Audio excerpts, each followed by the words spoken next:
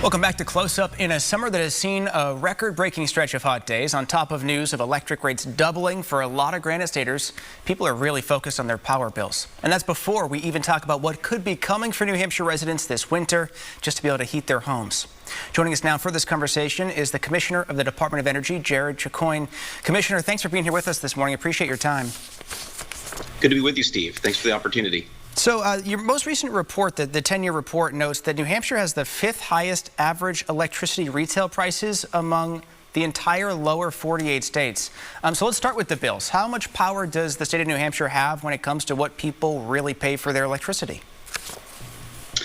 Sure. So, many of the factors that lead to these high costs are outside of the control of the state of New Hampshire. So, for instance, the Russian invasion of Ukraine, we're experiencing the highest inflation in nearly 40 years, and also supply chain issues as a result of the COVID pandemic.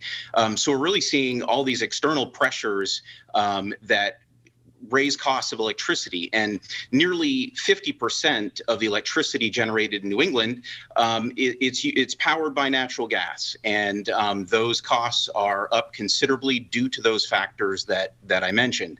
For several years, natural gas provided affordable energy for the region, and it's a domestically produced energy source, but all these other global issues that are happening have affected those prices, and therefore we're dealing with very high electricity costs. So are regulators in some effect powerless, because at the end of the day the power companies have to go out to the global marketplace and procure that energy based on the typical global market forces? Yes, the recent default energy service rate increases that were approved by the Public Utilities Commission, they had to approve those.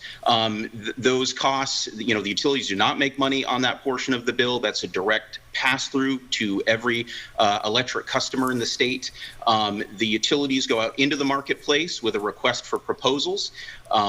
They receive proposals, they go with the lowest cost bids, and then they take those to the commission for approval. And if the commission didn't approve those, then the utilities, in a worst case scenario, would have to procure that power in the day-ahead market, the spot market, which would be much more expensive than the bids that they receive from suppliers in the marketplace. So that is a question, we often get asked when we're covering stories like this. Why don't regulators just say, no, we won't accept these prices? And you're saying because it could lead to even higher prices? It could lead to absolutely even higher prices, and would send troublesome messages to the marketplace. Again, they go out and they procure this power in the marketplace, and suppliers bid to supply that energy to the utilities. So it would be higher costs if they had not approved these. Okay, so on the individual level, like we just talked about, a lot of people are seeing their supply rate double for energy. Public advocate, the consumer advocate here in the state, saying it's the highest supply rate he's seen in our region. So what can, on an individual level, people do when they get these bills next month that just had a record-breaking heat wave in them and they're looking for some help? Sure. So Governor Sununu has proposed several programs that could help folks, will help folks this fall with the high cost of energy. He's proposed a one-time $100 credit for every residential electric customer in the state. That's about $60 or so million, and we're hopeful that the legislature will approve that in September. So that's one program that will provide relief to every residential ratepayer. The governor also proposed an additional $7 million to the Electric Assistance Program, which helps low-income households with their electric bill. It provides a discount on their bill every month. And we also, the department recently provided a $405 credit to every household that participated in the fuel assistance program last winter. So more than 20,000 households are receiving a $405 credit to help them with summer and fall electric bill increased costs. So those are some things that the governor has proposed and that the department is doing. There's also conservation measures that customers can take to reduce their usage. I would recommend your viewers visit our website, www.energy.nh.gov. They can click on the consumer tab and they can find helpful resources on how to save on their bill, how to apply for assistance if they need that. And then also they can, because we have choice in New Hampshire for who supplies the energy on your electric bill, they can select, they can go into the marketplace and purchase their power from a competitive electric supplier. So individuals can do that. Again, the consumer tab on our website, if they click there, they can find helpful information on how to select a competitive electric supplier. And Commissioner, I want to talk more about maybe how costs in the long term can be brought down. But first, I want to look ahead to the winter. We've been talking to some experts who say home heating oil could be in the $8 or even $9 a gallon range come this winter, depending on that global uncertainty in the marketplace. So right now, you know, we have 2/5 of homes in New Hampshire rely on the fuel oil for home heating. We're 10 times the national average of people who use that fuel source to heat their homes in the winter. So what is your office seeing in terms of the forecast for the winter, and what are you doing right now to prepare to be able to help folks if we really do reach that unprecedented level of $8 or $9 a gallon? Sure, and what you've heard from the experts is correct. We do expect those costs to go up. We do provide during the summertime a monthly update on what the average cost of oil and propane is in the state. And I believe in our last report in July, propane was nearly $4. And oil nearly $6 per gallon, but we do expect that to go up. I would encourage anyone who is struggling to pay those bills to call their local community action agency, and they can apply for fuel assistance. That's LIHEAP, the Low Income Home Energy Assistance Program. We administer those funds here at the department, and then we contract with the community action agencies to receive those applications and provide those benefits to individuals and households in need. So I would encourage folks to look for that assistance if needed. There are income qualifications that they would have to meet, but we encourage folks to apply. And we're also working with the governor and legislature on other potential programs that could help folks who don't qualify for LIHEAP with assistance this winter.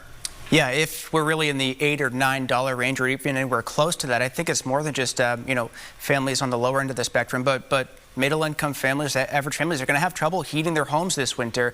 So do you anticipate additional programs if we reach that level? We're hopeful for that, yes. Yes, and working with the governor and legislative leadership on that now. And when it comes to energy here in New Hampshire, we just mentioned it's the 5th highest average electricity retail price. What does that do for potential businesses looking at our state to open a business? It makes it a tough environment to do business in compared to when you're looking at peers in other states that have much lower energy costs, especially for businesses. It is a challenge. It's a real challenge. And I think if you had a chance to look at our 10-year state energy strategy, which we just updated and released a few weeks ago, you'll notice that the state's policy when it comes to energy is we want cost-effective energy policies. We want low rates. Governor Sununu has directed us when we're looking at policies related to energy to view those policies through the lens of the ratepayer. Cost comes first. And we know that high costs of electricity do harm economic development in the state, and it's a burden on our residential ratepayers. So from the state's perspective, we're doing everything we can to pursue policies that reduce costs. But yes, it is a real challenge. But again, as a state, we're doing all we can to keep costs low. And I did read through that 10-year plan. I know you're also trying to do with the balancing act of climate as well and addressing that as we look toward the future. We're only at 16% renewable right now here in New Hampshire. What do you believe the target number should be moving forward? Well, Steve, that's a question for the legislature. That policy, that percentage, that number, we do currently have renewable portfolio standards, which has goals, but it's really up to the legislature and the governor where they set those goals. And again, when you read our policy, you know, we're pretty clear that government involvement in the energy market should be time limited, justifiable, and cost effective. And Commissioner, do you think we're keeping up with our New England peers when it comes to trying to find alternative sources of energy? So there are differing policy goals in New England. As I've said, for New Hampshire, cost is the top priority. What is this cost to any policy costing our ratepayers? And that's not really much of a consideration with our neighbors. They have aggressive goals to reduce greenhouse gas emissions. But I'll say this, New Hampshire, we've done an excellent job reducing our greenhouse gas emissions over the last 20 years, and those numbers are in our report. I would encourage your viewers to visit our website, read our energy strategy, where many of those numbers are included. But we're doing a good job doing that even without the aggressive goals of our neighbors. Commissioner of the Department of Energy, Jared Chicoine, we appreciate your time this morning. Thanks for joining us. Thanks, Steve. Take care.